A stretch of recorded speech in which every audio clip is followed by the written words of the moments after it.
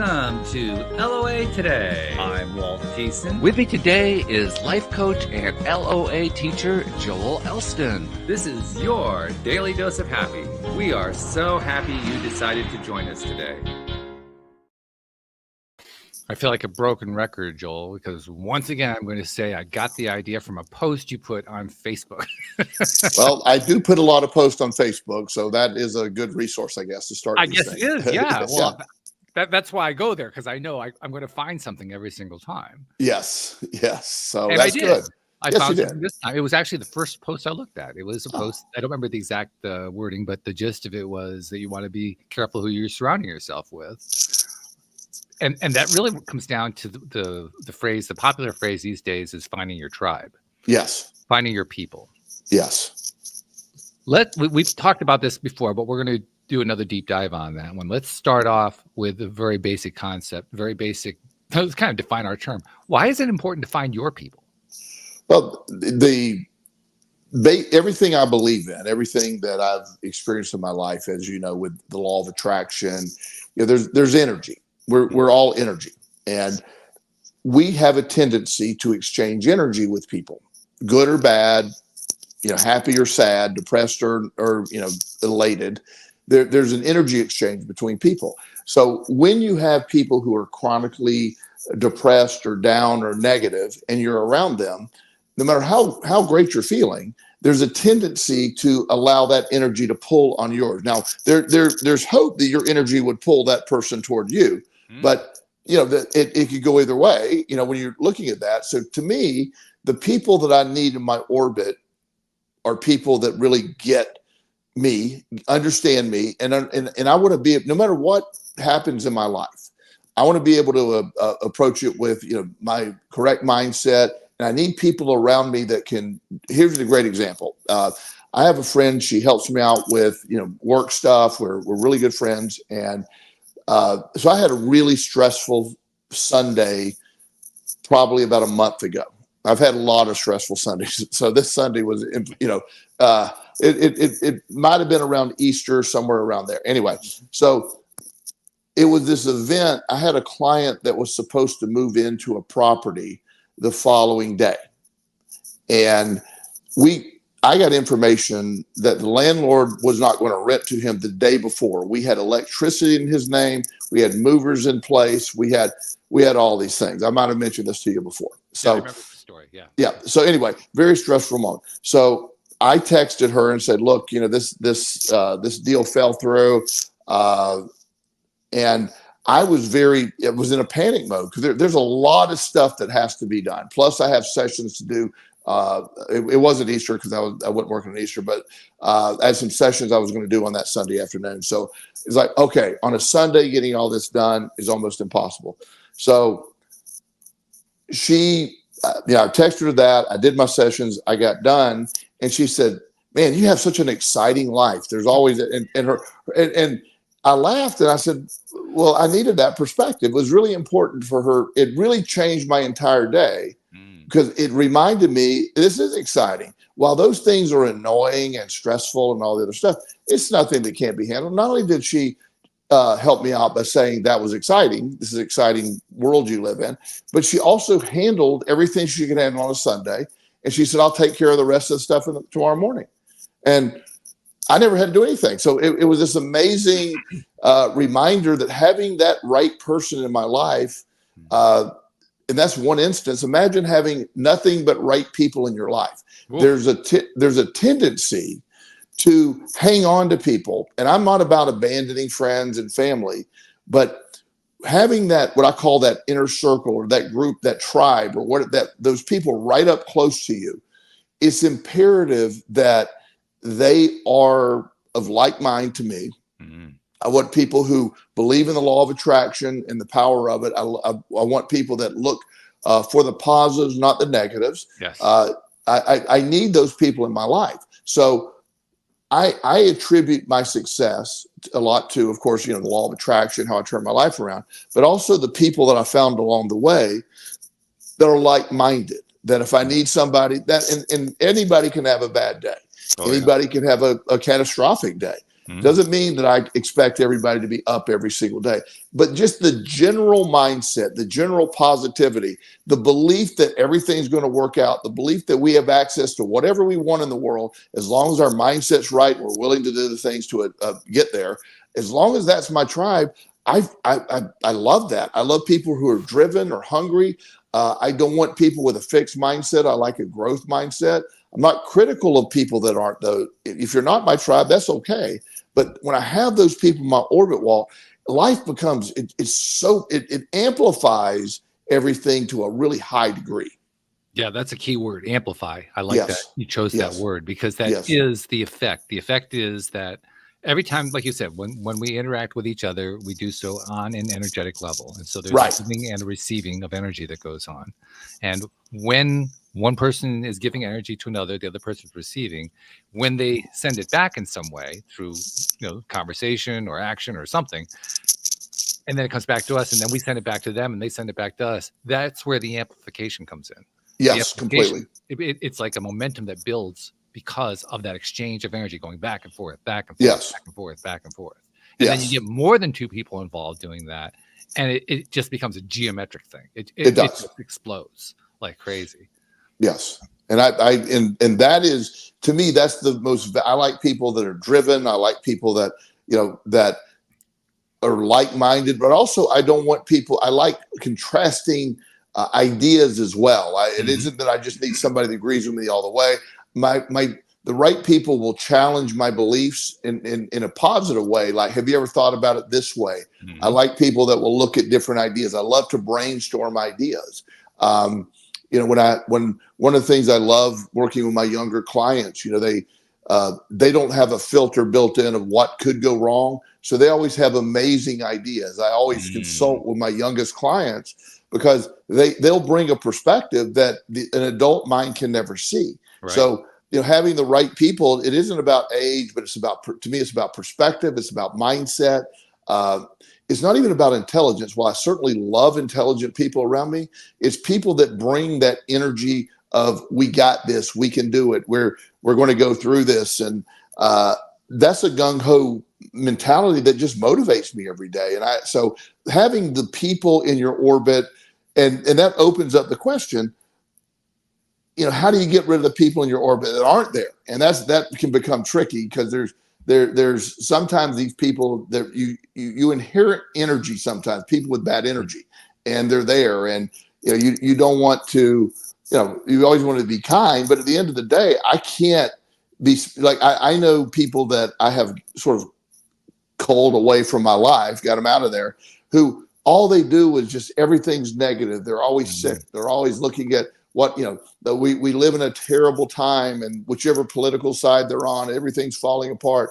I can't do that drain long term. I just can't. Right. And I'm not saying they're wrong. That's their energy. They need to find their tribe. And, but for me, I just need to make sure it matches where I'm at. Like I said, I like how that amplifies. I like how that energy exchange increases. And with that, you also tend to attract more of those people. The more of the people you have in the orbit, the more you can attract more of those people, which is amazing.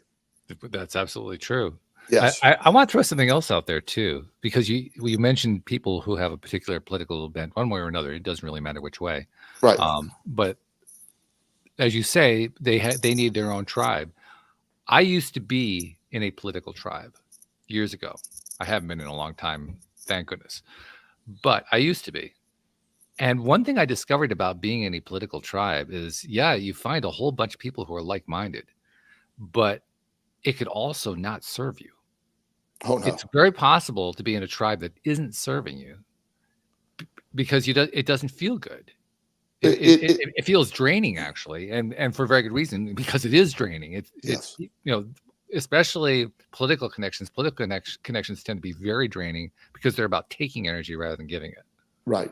Well, the politics today has become, and it's very, very profitable for the news media as well to participate with this concept, but negative wins. the most negative wins. There's the upcoming election, presidential election. There's very few people that are voting for either of these candidates. There's a lot of people that are voting against one or the other, but there's very few people that are going to say, well, we got a winner here. Wow, look at this bright, positive young man that's going to lead our country. There's nobody saying that, There's no JFK this year. Exactly.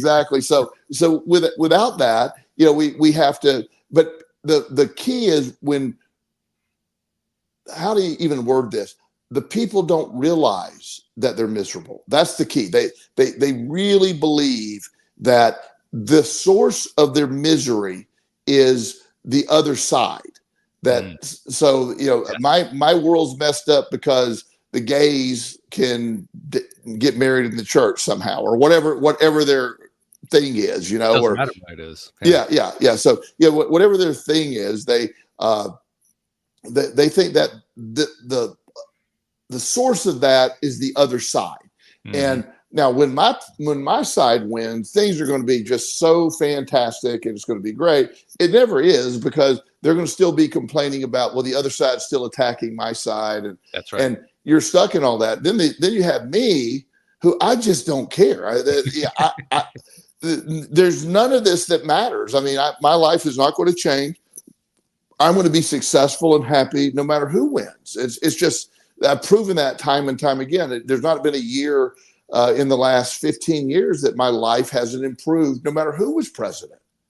You reminded me of why it is that I was able to justify to myself moving away from that old group that I was a part of previously. The reason I was able to move away was one day I kind of woke up and I said, we never win anything. Yeah. Even when we win, we don't win. Yeah. And that was kind of an eye opener. I mean, even when you win, you still lose. Yes. And that's when I started formulating my theory that now it's not my belief where politics is concerned. I would actually consider it close to a fact, which is nobody ever wins in politics. No. Everybody is losing. It's a lose-lose scenario. And when I finally saw that, actually it became very easy to leave politics at that point, despite the fact that it had dominated my life for years, because I realized I'm not gaining. All I'm doing is losing. I'm not getting anything out of this. There's no benefit, and plus the energy and the positivity that's gained by not looking at it. I also have another example similar to that, and it's going to seem so odd and counterintuitive. So for the longest time on Facebook, I belonged to every law of attraction group in Facebook. Yeah, I've done that too. Yeah, and I realized after time. A long time. I don't belong to any of them anymore, because it literally, what's taking place there is the exact opposite of what needs to be taking place there. Yes. I'm laughing because you would think those groups would be my people, but they're not, because of the way, and I don't want to get into arguments or debates with the law of attraction with people. I just have I haven't found one that really was like, oh my gosh, that's fantastic. You guys are really tuned in with this. It's just usually arguing, or, it's like anything else on Facebook. It's just all, almost all ego based. And it's very odd to watch happen. Well, it's victim based, really. Yes. That's what the root of it is, because like you said, there's a lot of finger pointing that goes on. Yes. There's a lot of blaming. Or maybe you were saying that about politics. You could have been saying about LOA groups. It would work either way. Either way, yeah, same thing, yeah. It's essentially the same thing. Their stuff is the cause of my problem. Yeah, that exactly. Person over there is the reason why I can't attract what I want. That experience, that person, that group, it's just refusing to accept responsibility within. Yes, and when in the longest time, not the longest time, I didn't tolerate that too long, but I would, if I were to contribute to a post and give my perspective, then I would have 80 people telling me why I'm wrong with my perspective. Of course. And then, of course, I'm responding by, you can't tell me I'm wrong, because it's not about that. And so I finally just had to step away, because it had the opposite effect of what I was hoping it would have. And the law of attraction, as we know, it literally states that that we that which is likened to itself is drawn. What your energy. So when your energy is victim based, you're just attracting victim situations to be more, and it's this idea that the people that sit around my table metaphorically, I'm not often at a table with people sitting around it, but that theory, the metaphorical table, the metaphorical table. But those are the people that I can rely on to deliver that energy, or I'm there for them to deliver that energy and help adjust perspective, because there's nothing that matters more than our perspective. And having that the right people can help adjust your perspective and help you see it a little differently. And that's all it takes sometimes. It just, like you and I were talking before the show and about some stuff you're going through with your business and all that. I'm like, well, it's just plants. And it's and I would jokingly say that because it's much more than that, obviously. But it is this idea that you need those people that can be that contrast in a positive direction. When everything's stressful, you need somebody to go, hey, you're doing great. It's good. I'm also reminded of a project that you and I were involved with about 6 years ago, with a book that I collected a whole bunch of stories from people who had LOA type experiences, put it into a book called Your Daily Dose of Happy, so named after the podcast. And it was about promoting the podcast too. Now, talk about like-minded people. I mean, it was a huge collection, 35 people, something like that, contributed to that book. And it was just this room full, so to speak, this room full of people who were like-minded, who had different beliefs, different perspectives and so forth, but overall sharing this understanding and this appreciation for what we call law of attraction. Sure. The reason I want to bring that one up is that I want to point out that even in that group, there was actually one person who had a victim mindset. And I won't say who it is. Yeah, I remember. It doesn't matter who it is. Yeah. If you really want to know, you can find the book on the LOA Today app. So go download the app and you can look at the book there and you can figure out for yourself who it is. But the point is that this one person had this really strong victim mindset. And that person and I got into a conversation about it one day. And that person gave me a lot of pushback about how I didn't understand this and I didn't appreciate that and blah, blah, blah, blah, blah, blah, blah, blah, blah. And I said, oh, okay, well, whatever. Interesting thing happened. That person had a career going that was basically related. This person wasn't a coach, but kind of related to that. It was sort of a therapeutic kind of a realm. Right. And within 1 year, that person had withdrawn from all the LOA groups on Facebook. Their practice had closed up. The website that person had put together was gone. The whole thing just disappeared. Mm-hmm. And the reason I bring that up is, first of all, it doesn't really matter that there was a person who wasn't truly of the right mindset and was part of my circle. It actually worked out just fine. It took care of itself. And the second part comes out of the thing that I just said. It took care of itself. It took care of itself with her too. Yes. She was basically pushing this whole mindset. And the mindset ended up tearing down her career. Yeah. So what are the lessons we can take from that? Well, first of all, we don't have to do anything. It's not like I never had to do a single thing. It just took care of itself. All I had to do was just maintain my mindset on where I wanted it to be. Yeah. And that's a great point, because when you keep your mindset where you need it to be, you will attract the people that are matching that. You also, the other people that aren't matching that will fall off as well. They do. Yeah. They'll just, you don't have to tell them. Nope. They just go away. I have friends that I've known for a long time. My best friend, let's say my high school best friend, for example, he thinks I'm absolutely crazy now. He thinks I'm bizarre. We're friends, we're Facebook, hey, happy birthday kind of thing. But we would no more have dinner together and that's okay. It's just it's just a different mindset. He views the world as very, negative. Everything's falling apart. And he's baffled that I just don't think the things that matter, that he matters, are there. And we never had a falling out, but we have just fallen apart. Right. And it's okay. I'm good with that. I am very grateful for the time we were best friends. was very important in my life, and that doesn't change anything because we're not friends now per se, or not that close friendship. But I don't want anything bad to happen to him, and we basically see each other every now and then, and he'll check in. Or when my dad passed away, he's very close to my dad. Sorry to hear about your dad. When his dad passed away, same thing. And but at the end of the day, it's just not my energy anymore. That's okay. I have family members that I've had to, we're not pushing the same direction. It's okay. Yeah, you can let that go. But I do find the people that support this mindset, and I keep attracting those people, and I hold on to them.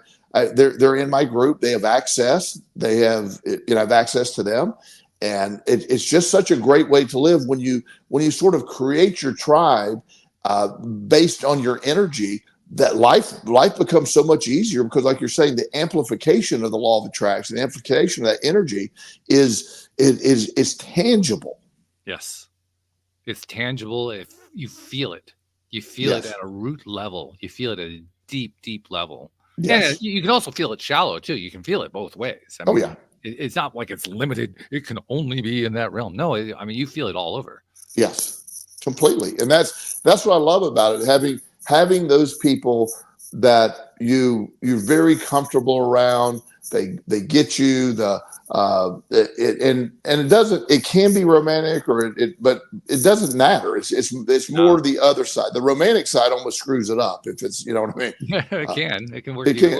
Yeah, because they go there. But I'm talking about whether it's romantic or not, having that deep understanding of energy and how it works and what goes. It's just, and I also am a big believer in synchronicity, that with the law of attraction, the tool of synchronicity is often in play, where you attract, as I said before, the most random people show up, and you're like, oh, how did that happen? The people that are closest to me right now are just really nothing in common. But somehow we become very, very close. And it's I see how it happened, but along the way, I always just sort of discounted it, like, yeah, well, this person keeps showing up. They're really nice. And, and then all of a sudden you realize, wow, we've gotten really close. Yeah. And that's fun. That's fun when that happens. Something else I was just noticing today, actually, and what you just said kind of cued it in my mind. I have a number of different software projects that I've been working on, and I've made reference to them on the program here over the last couple of months. I finally reached the point where I said, I love the fact that AI had been helping me with it. I've been able to make some progress, but at the end of the day, I still didn't want to be a programmer. I was able to do it better now, but I still didn't want to do it. Right. So I decided, okay, I'm going to start hiring developers again. I'm going to start going that route. The AI, by the way, helped. Just as an aside, that helped tremendously with that, because the AI has helped me to structure the instructions that I give to the developers much better than I used to do. I'm getting better results as a result. So that's a really awesome. But one thing that I did want to bring in, and the reason I thought of this, is I was having an exchange with a new guy I just recently hired within the last week to work on an app for my gardening business. And he's been doing some work on it, doing very good work. He's from the Ukraine. Of course, that's a war zone, but he's not near the front. He lives on the other side of the country, but he is of age where he could potentially be drafted at some point. So, I mean, that's always a concern. But we were having a conversation, just getting to know each other. And in that conversation, he was asking me, so what's your life like? What do you do? Do you have family? How do you spend your day? All that kind of thing. And I found myself answering the way so often most of us do, certainly the way I do in terms of what goes on with my life, which is, well, I actually don't have a lot of people from my family in my life. My parents are deceased. My brother and sister live on another part of the country. I don't really see them very often. We talk by phone. That's about it. I don't have any relatives in the area. I'm a social dancer, so I'll get out and do some dancing. A large part of my life is doing the projects, and another large part is doing this podcast with you and others.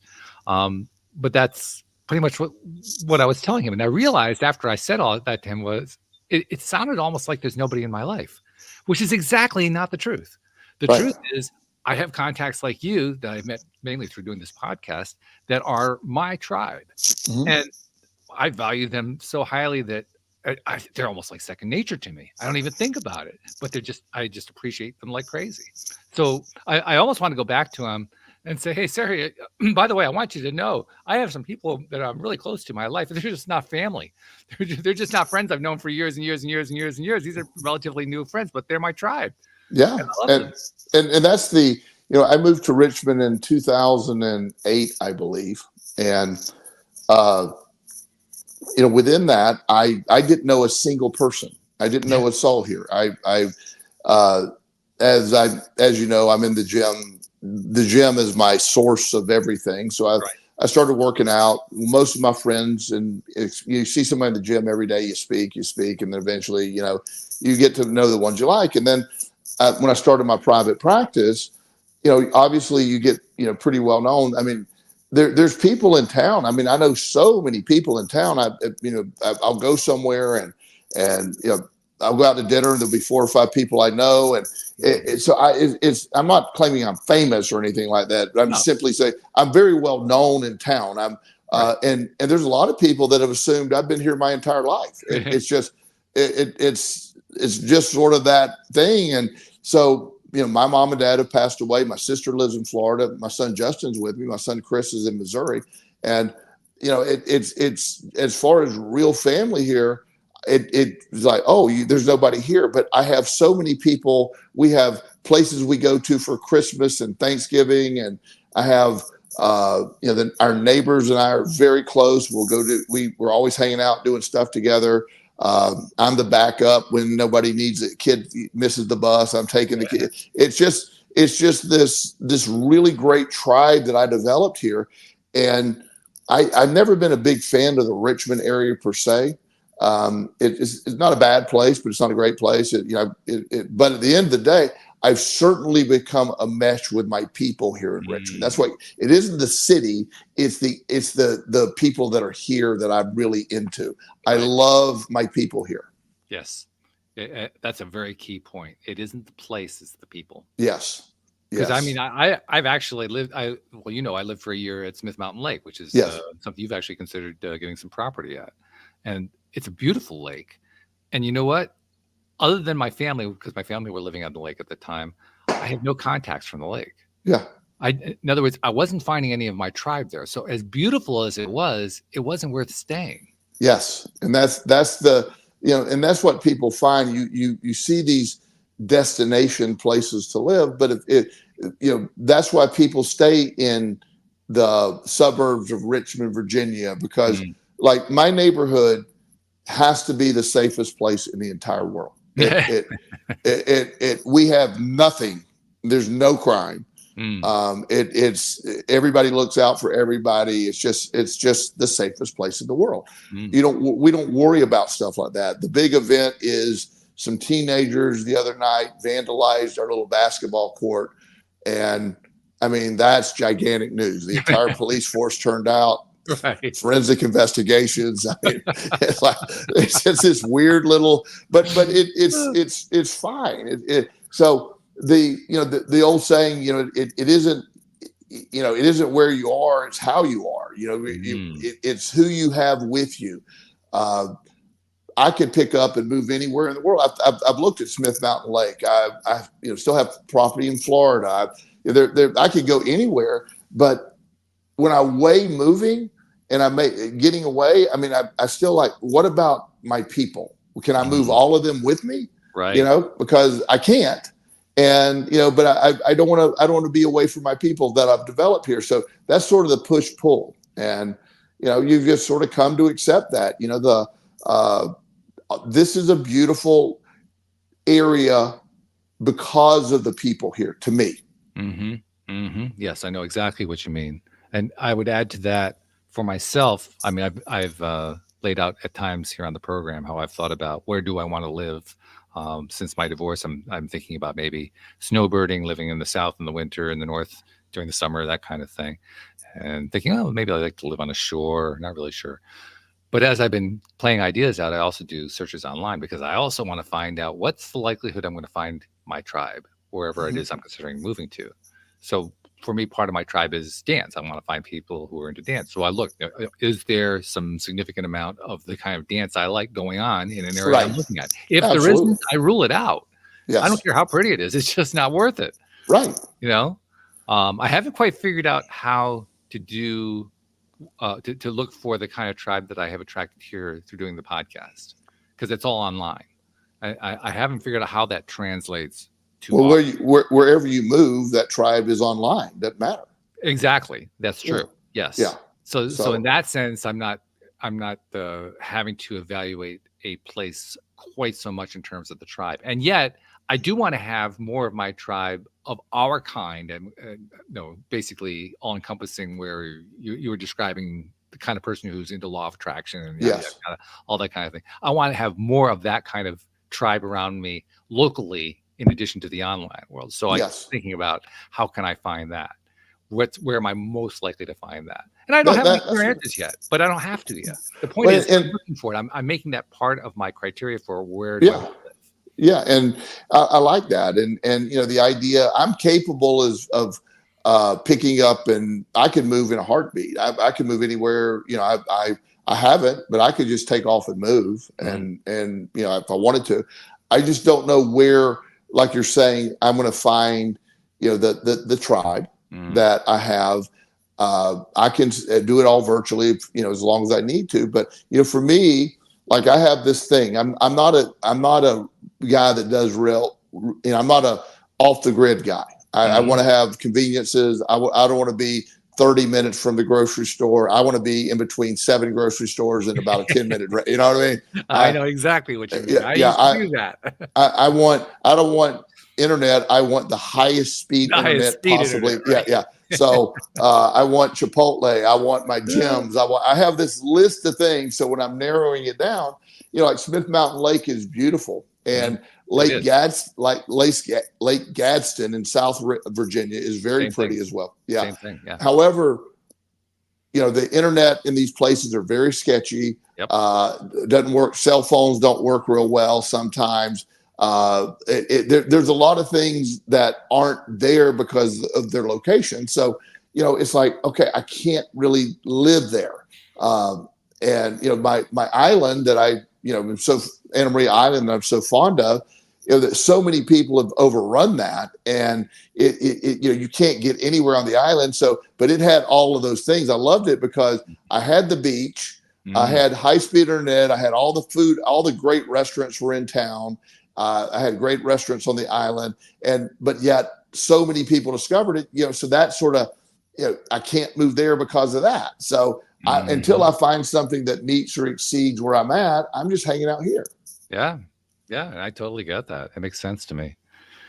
It fits in nicely with our conversation about how important it is to surround yourself with your tribe, with the right people in your life.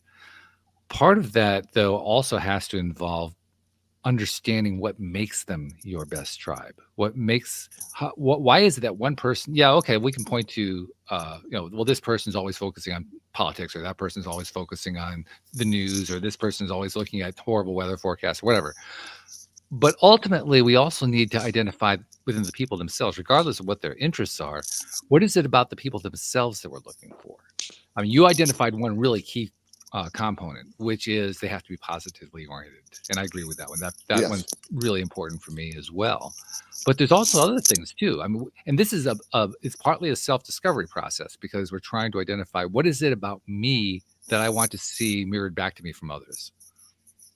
So when you think about that, how do you let's kind of put ourselves in the space of where each one of us was before we start putting our tribes together.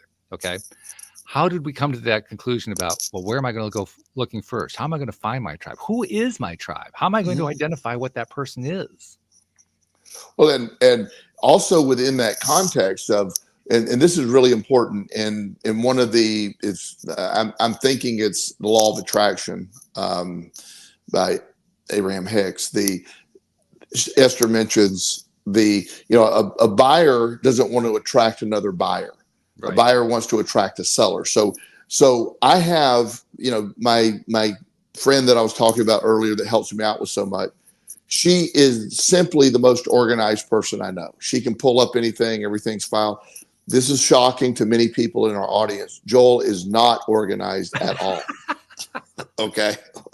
So let's just state that. I mean, I'm not. I have a slight touch of ADHD. Is a very generous way to say that. So sometimes you need a contrasting energy that complements. So I need her skill set of being able to keep, I'm like when we do something or whatever, I'm very impromptu. She likes to plan. I like to, what I mean? There's really a contrast that really serves us well.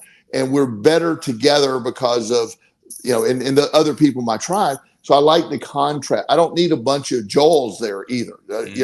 That would be an organized chaos. I mean, disorganized chaos.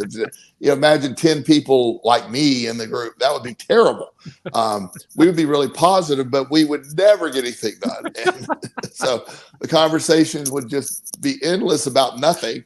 And so, you need to attract that. So when you are attracting, you need the benefit of that energy. So a contrasting energy fits nicely. Often it doesn't have to be the same energy, and that's an important fact here. So what you're reinforcing for me is that my role in our relationship is to keep you on track during conversations. That's why we go so well, because all right. I'm glad to know what my role is. I always wondered what my role was. Well, we would be talking about neutered skunks if we weren't. And I don't even know where that came from, but you were capable. We would be way down rabbit hole, but you always pull me back. If I start on a rant about the Catholic Church or something, you just pull me right on back, and we keep going. So it's really important. Well, at least I have a title for the episode: Neutered Skunks. Neutered Skunks. Just an absurd thought, as you know. I'll have to put a colon after that one to explain it. Yeah, I don't even know where that came from.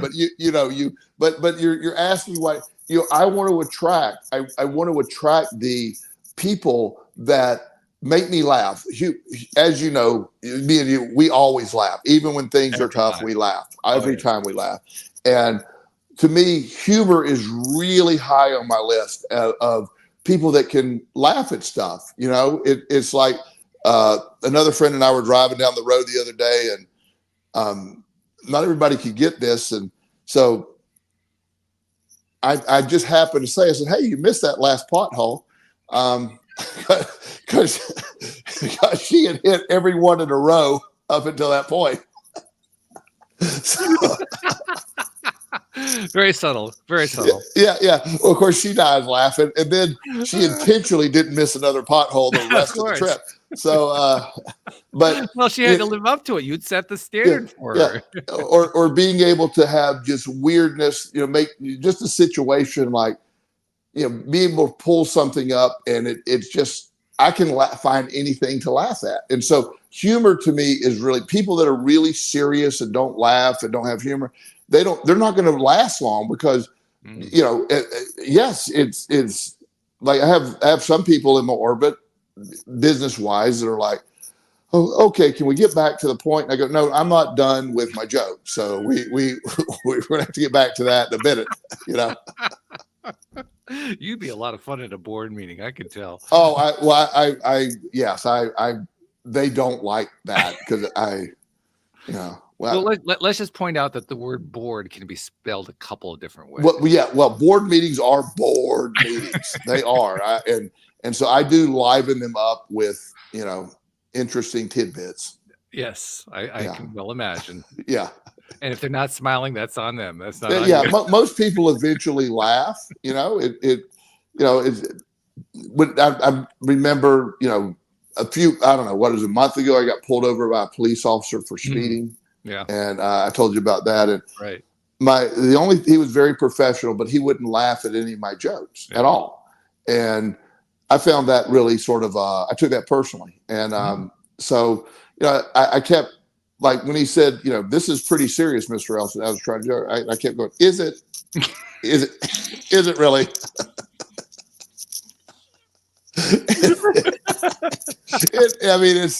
I'm doing 6 miles over the speed limit. I mean, there's probably in the radius, there's somebody just got shot. There's kids being, but me doing that 6 miles is pretty serious. Again, I got nothing from him, nothing, no humor, nothing back. It was terrible. I think it's safe to say he will not be invited to your next tribal meeting. He will not. He will not. He would not fit in my tribe at all because, and also in a more serious note, people that make everything a catastrophe. I can't have those people like, oh my God, this is the worst case scenario. It's like it's not even the top 100 worst cases. It's not sort of. I don't have that energy to always be in that awfulizing, making everything the worst. And I don't have that energy anymore. I spent my early life expecting the worst, and the worst kept happening. I remember years ago, there was one of the earliest episodes you and I did together where we kind of coined that term awfulizing. Yes. And I remember, first of all, my reaction, because you're the one who said it first.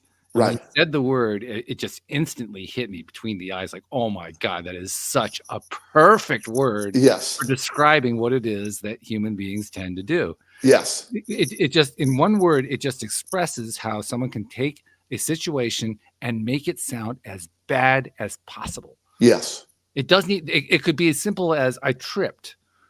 And if you awfulize it enough, it can turn into an ambulance trip to the hospital that almost leads to certain death. Oh, and how you look at things so much. I expect things to work out always. I bring that to the table. So even when bad things happen in my life, I'm expecting them to work out well, and they generally do. So I posted the other day, I had a really bizarre week last week. It was, yes, I remember that. We talked. So last Sunday night, my son Justin received an accidental gunshot to the back of the leg. His fault. It was a ricochet. He's completely fine. He's going to be good. So no, obviously that could have gone a whole different direction. Absolutely. But it did not. Then the next day in my office, a client had a seizure from a benzodiazepine withdrawal. I was able to get the ambulance there. Fortunately, I knew what was happening. They were able to quickly revive him. They gave him some benzos and they got him to the hospital. He's fine. So on Wednesday, my son Justin was hit by a car on Interstate 95. A lady merged into his lane. He's fine. The car has some dents in it. It's a 2015 Acura. It doesn't really, he was having himself a week too. He was having a week, and so all of these things, go on. And then last Thursday, I come out of my office, and the entire police force and bomb squad were in the building next to mine. Somebody had dropped a suspicious package off in front of the Jewish Family Services there. So we didn't know if the whole thing was about to blow up or not. So you can say that was a bad week, or everything worked out great week. Nobody died. There was, Justin's car, and he's been wanting to sell the car anyway. And this way, they may even total it, which would be great for him. Yeah, sure. So they're and everybody's safe. So my point is, I look at that week last week. Well, I certainly had a lot of moments of stress. It turns out everything worked out absolutely best case scenario. There were no worst case scenarios in my week last week. That's amazing. Not only is it amazing, it's actually a fairly common kind of occurrence. I'm not saying that living day to day where every single day you have a crazy event like that. I'm not saying that's normal. Yes. But what is normal, a lot more normal than people perhaps realize, is having a crazy event happen that produces no negative result. Yes. That happens in a tremendous amount of times in a lot of people's lives without being noticed as such. They'll notice the part about the thing that went crazy. That's the story that they'll tell. But isn't it interesting how often we just skip over the fact that, oh, by the way, it all worked out well?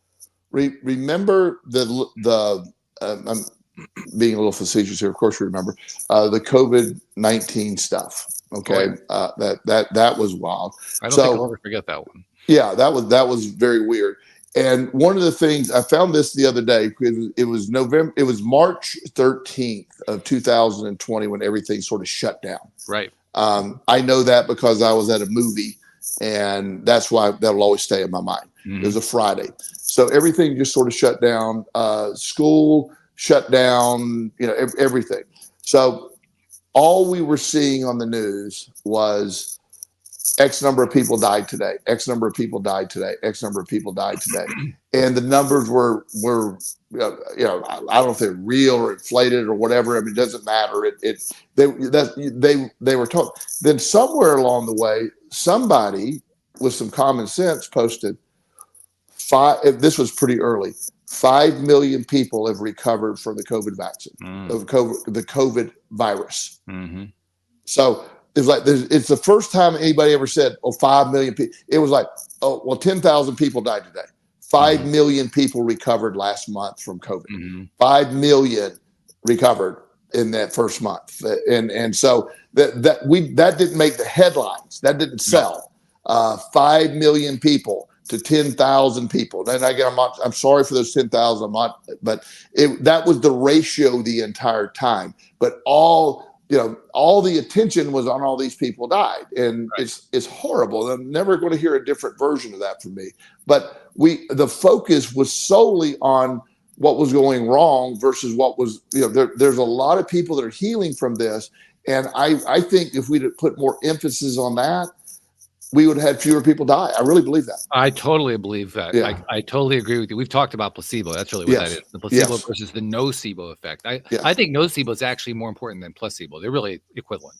Right. But I think that for those who aren't really clear, placebo is where you believe, or perhaps more accurately, your doctor believes you're going to be fine, so therefore you end up being fine. Nocebo is the opposite. That's where your doctor thinks that your chances are poor, and so you end up declining and perhaps even dying. Yes. That is the nocebo effect, and that I think is exactly what you're driving at there. The nocebo effect is real. It has been documented in numerous scientific studies, and yet this was the part that just blew my mind. We had an entire medical establishment that intentionally ignored what they knew about that. Yes. It took me a long time to realize that it was intentional. I thought for the longest time they just kind of forgotten. They just skipped. No, I learned it was actually intentional. Yes. And to this day, I'm still blown away by the fact that they intended that. Yes. All with and why did they intend it? Not because they wanted to harm people, but because they felt it was important to maintain that viewpoint in order to keep the body count down in the hospitals. It has the exact opposite. And that's the thing for me, there's a show that I used to watch a long time ago called House, Dr. House. He was this weird doctor, very crazy, but brilliant. And one of the episodes was he was on a plane, him and his boss were on a plane, and somebody got sick. And there was, then everybody started getting sick. And then he stood up, he said, "I'm a doctor." He said, we have a very serious situation. Tell me if you have left side pain. And all these people raise their hand. Tell me if your right ear hurts, and everybody raised their hand and say, more importantly, do you feel stomach distress? And, everybody's raising their hand and said, well, in a few minutes, most of you will start vomiting. And they started vomiting. And afterwards he's like, okay, nobody has anything here. And just the whole plane bought into the narrative they were sick. And I forgot what they thought they had versus what they did have. And it turned out it was basically one person had food poisoning. The rest convinced themselves there's an airborne virus in the plane. And it just, that happens. That when you have the herd mentality of, I told you when all this fell apart, I don't know if we were on the show together or not. I was telling my friends for sure, and all my clients, when all this, I said, look, this is one of those things they do. We're going to come out stronger, better in this. I don't know how. I can't tell you, but I never closed down. My office never shut down. I never quit seeing clients. And I think it's fair to say we did come through it stronger. We did. I certainly did. Yeah. Well, no, I think it's safely true of of everyone who survived that pandemic, which was, the vast majority of the population. Yeah. Everybody who came through that was stronger. Anyone who doubts that, look at all the positive changes that came out of it. Like you, I don't say that there were no negatives. There clearly were negatives, but look at the positives that came out of it. One of the biggest ones has been popularly known within the press as the Great Resignation. It was a direct consequence of the pandemic. And the Great Resignation is where people who worked in the service industries finally reached a point they said, enough. We're not appreciated enough. We're not getting paid enough. We're getting out. And they got out. And an amazing thing happened. As people left the service industries, suddenly service providers said, whoa, we don't have enough employees. We're going to have to do something that we've been resisting for years. We're going to pay them more. Yeah. So that today, your typical service worker makes somewhere on average, now this is going to vary from place to place around the country, but somewhere around 50 to 100% more than they made before the pandemic. Yeah. That's amazing. I mean, that's a huge positive change. Well, and they have the pandemic brought a lot of lessons of what to do and what it was, no matter what. I heard someone the other day say, here's the lessons of the pandemic, and they were pretty much on point. Instead of shutting everybody down for so long, we pretty early identified who the people were really great at risk. We should have put more emphasis on protecting them and not shutting everything down. That was one of the lessons this guy came up with. We said, but hey, it needed to happen. But going forward for the next pandemic, we now know that, look, let's start looking for what worked and what didn't work and how things changed. So your perspective of the pandemic or our perspective of the pandemic dictates, how you view it. I do think that there is, I'm dealing with a lot of young people who were in middle school and early high school, that the pandemic affected them mentally in a very negative way. Yeah. It is, I have never dealt with so many anxiety cases in young people. It really increased anxiety. You have a bunch of anxious kids, young people right now. So it had its positives, it had its negatives, but we also learned the lessons. And your perspective, you get up every day and all you can do is put your perspective in order and go live that day. And if you do it the right way, as we said, the concept of having our tribe around us, or you get up and you go and you no matter what, you keep that thing. Life, you will be successful. Life will bring that to you, and it's such an important factor when you realize we have a gift of today. We only have today. Tomorrow may or may not happen. Yesterday is irrelevant. But living in the power of now, living with the positive mindset, the outlook, and having the people surrounding you, that is the formula for success. It's undefeated. It is.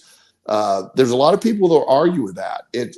People can when last Monday was the day after Justin was in the hospital, and you had texted me, do you want to skip the show tonight? And I said, no, I'd like to do the show. I remember. And I want to do the show. First of all, Justin was fine, but that was a very stressful day for me. So I love doing the show. I was able to laugh, and it's just something that I was grateful to be able to do. So a lot of times having you in my tribe and having the show in my tribe and our audience in the tribe really helps me out as well. So I was absolutely, we're doing the show.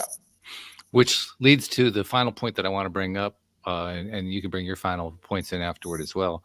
But the final point I want to bring up is when we focus on trying to understand who our tribe is, what kinds of people we want in our tribe, what are the criteria for our tribe, why does that tribe serve us? When we're trying to answer all those questions, which are really important questions to ask, there's also another really important thing that I find makes all the difference in the world in terms of finding the tribe or not finding the tribe. And that is, how do I feel around the persons who I'm considering to be in my tribe? Yes. That feeling piece is probably the most important piece I can look at when it comes to understanding who's not only in my tribe, but who I want in my tribe. Because it makes it so simple. If I feel good with that person, I want him in my tribe. If I don't feel really, really good, I don't want him in my tribe. And I don't have to even analyze it. which I'm really good at. I can analyze something to death, but I don't have to analyze. Right? Yeah, you can. Yes, I'm really good at it. Yes, but you are. The truth is, when you have that one rule to work with, does it feel good? Does this person feel good to me? I don't even have to analyze anymore. No, the energy that you get from other people, that's to me the hook. And I want people that when I'm done talking, I feel better, I laugh, and they get things. And like I told you, I have all different types of people in my group, and some of them don't even understand why they're there. It's like why am I here? but there's an energy that's one of the things I love working with so many young people, as I mentioned earlier. They're naturally they haven't yet been destroyed mentally by all the stuff going on in the world. They don't have a negative attitude, so that's why the most fascinating people in the world to me are kids between like 7 and 13, because they're very smart. They're so smart, and they have it's just such a great pure view. Now, once they hit puberty and they get all wacky and stuff, then it changes. But that energy during that time is some of the purest energy you'll ever feel. They'll tell you the truth. I always ask their opinion of everything. And there's a video that I saw that this little kid, he's probably 6 or 7, he was explaining sort of a stoic thought about how you respond to life. It's one of my favorite videos I've ever seen. And he states, life is not about what happens, it's how you respond to it. And he says it with this lispy little 6-year-old voice. And the interviewer said, well, yeah, I get it. And she explained it. Goes, no, you don't understand at all. And then he explains it to her. And I'm like, yes, he gets it. He gets it. And the idea that the younger you are, I think the closer you are to source energy, and so I think there's an energy that is almost you can't quantify, but it could be. I am very much an energy connoisseur. When I'm around the energy, I am attracted to people that put that off, that understand, they have that perspective. We're all going. This is the mission. We're here. We get up every day. We go do what we do. We do it with the people that make you feel good. Do it with the people that make you laugh. You do it with the people that have that perspective. When you bring that to the table, life it fixes so much. Life is so much more. There's so much more to savor in life. You look forward to things, and I know there's going to be ups and downs. It doesn't take away the ups and downs of life, but when you have that anchor of that solid tribe, it's so much easier to get through things. It is. I'm actually. I said that was my last thought. Actually, it's not. I got one more thought I need to throw in here. Okay. Which is, it's really a remarkable thing how powerful it is to not only recognize that someone is in your tribe, but take action on it. Yes. And the reason I mention that is it's very easy to encounter somebody and you feel that resonance and you're kind of dumbstruck, like, wow, I feel this resonance. Yes. And then you don't do anything to carry it to the next step. Yes. Because I've done that you probably have too. And you actually have to stop yourself and say, wait a minute, this person is perfect for me. Do something to make the relationship take the next step. Yes. Yes. Because if you don't, you're going to lose it. Well, yeah. And that's when people that are close to me know they are close to me. I tell them, first of all, I always tell them, but my actions speak. My actions, when you were going through the beginnings of your divorce, when things sort of fell apart, we talked immediately. Oh, yeah. We talked that night or the night after. I mean, I'm there. I was going to be there as you would be for me, no matter what. And so having those people and having that, and we didn't solve a lot that night, but we got to some just basic ways of thinking. How can you think about this? How can you do that? And then you were able to take that, and you had other team members in your group that you talked to, and you did a great job with that. And that's by having those people there. If you didn't have those people there, that would have been a much more difficult situation to get through, Walt. I'm not sure how I would have gotten through, Yeah. to be perfectly honest, without the crew that I had. Because like you said, I had a wonderful crew, you and Cindy and a few other people too who were part of the podcast, my brother. I had a large contingent of really great people who were there for me. I don't know what I would have done if it hadn't been for that. I would not have been surprised if I had had some kind of a mental collapse without that group. Yes. And I think that probably would have happened in some form. Yeah, and it's one of those things that we don't know how we respond. I do know when they're around what that does for me. So there's really nothing more valuable, but the people that, I'll say, when you have a phone call to make, and ask the question, if I dial this number, who's going to answer? And now there's always times, when I'm in session, my phone's upside down, I wouldn't be able to answer it anyway. But in general, if I get a call from my inner group, it gets answered. There's no, but if it's a random number, they never get answered. I laughed the other day. Somebody tried to call me with a block number. I go, I don't answer unblocked numbers. I'm damn sure not going to answer this. Yeah, there's zero chance of that getting answered. That's funny. That's yeah. So, but there is nothing to me. Sort of this journey that we're on every day. I'm a big believer there is no real destination in life. The journey, the point of life has always been the journey for me. At least I didn't always realize that, but I now see that. And right up there with that is, who are the people that show up for your journey? Yeah. That's the fascinating piece. The people in my orbit, the odds of us even knowing each other are just so outrageous. Right. Because I was born in Florida. Never had an intent. There was never a moment in my childhood say, I want to end up in Richmond, Virginia. I didn't even know what that was. I mean, I heard of it, and but of the top 1,000 places in the United States I wanted to visit, Richmond did not make that list. It's just, I mean, Atlanta maybe, DC, but Richmond, like what? Ugh. And nonetheless, I ended up here, and I have the most incredible life, and I have the most incredible people in the world around me. That's a wonderful way to sum it all up, because that's what the whole point of having the tribe is, to have exactly. Absolutely. Well, thank you once again for a wonderful conversation. We'll do this conversation about your tribe. We'll do that at multiple times in the future.